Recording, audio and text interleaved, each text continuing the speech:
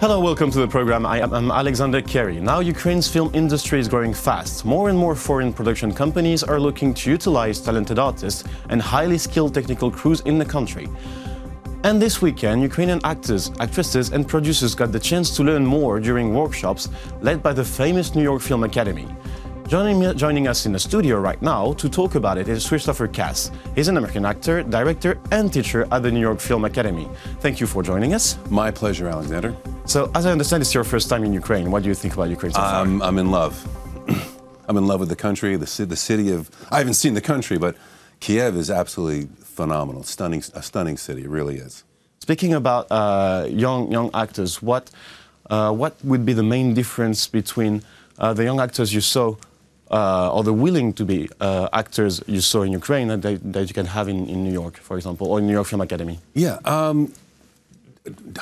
not a lot of difference. I mean, I had 30 actors this weekend. We 2.5 days, Friday, Saturday, and Sunday.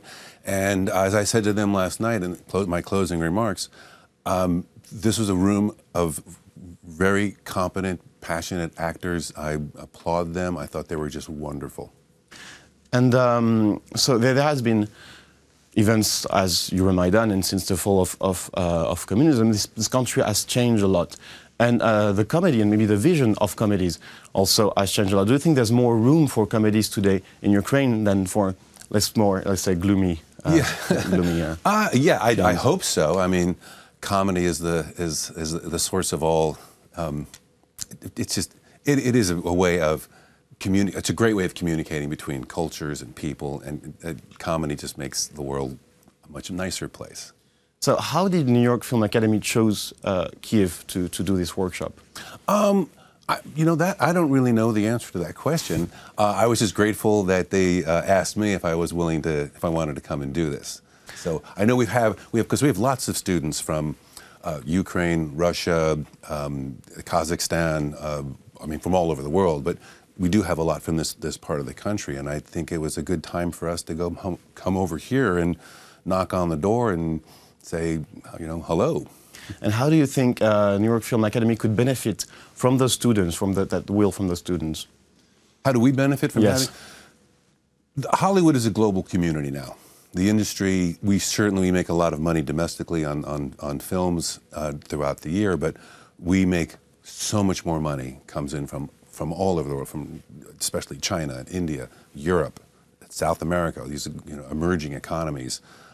And the product that we need to put out needs to represent the countries they're going to. So we need foreign actors coming in.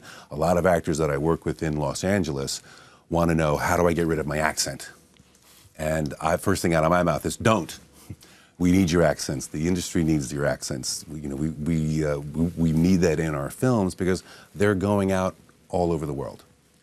And so you talked about the accent. What's the main challenge, for example, young Ukrainian students coming to New York, except the accent, what would be the main challenge for them? The main challenge is, and this is from one of the biggest casting directors in Los Angeles told me this, that we want the accent, but the most important thing is we need to understand every word you say. Keep the accent, work on the diction, and just the better you are at English, if we can understand you and you're going to understand us, you're going to work. So it's so Euromaidan opened a lot of doors since the revolution for young Ukrainian people, especially. Do you see it growing for the film industry, especially for the exchange of actors? Yeah, it was. We were at Film UA yesterday, and there were 50 other students who were in the directing portion of the program. And I got to talk with them for a couple of hours yesterday. And they need trained actors because more and more product is being made here. The studio facility you guys have is top notch. It's Hollywood ready.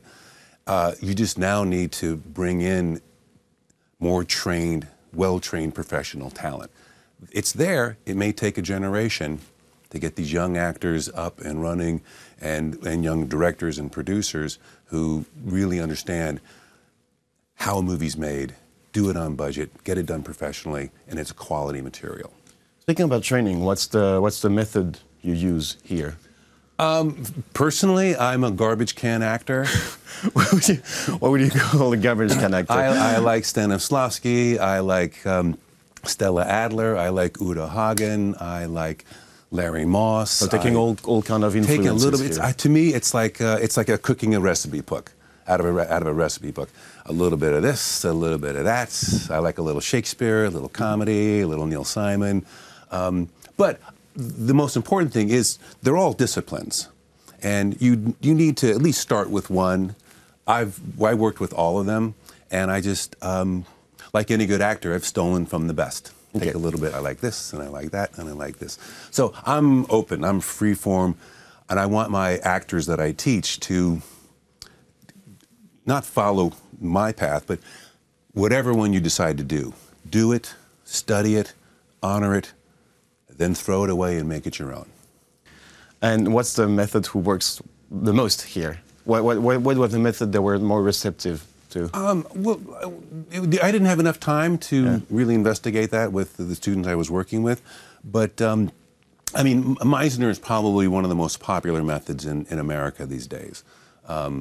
And he's based out of Stanislavski and the whole method and the Stanislavski system of acting. So, but he did like everyone else. He took what he liked out of Stanislavski and said, "This is what I'm going to teach." And how do you get from actor to teacher?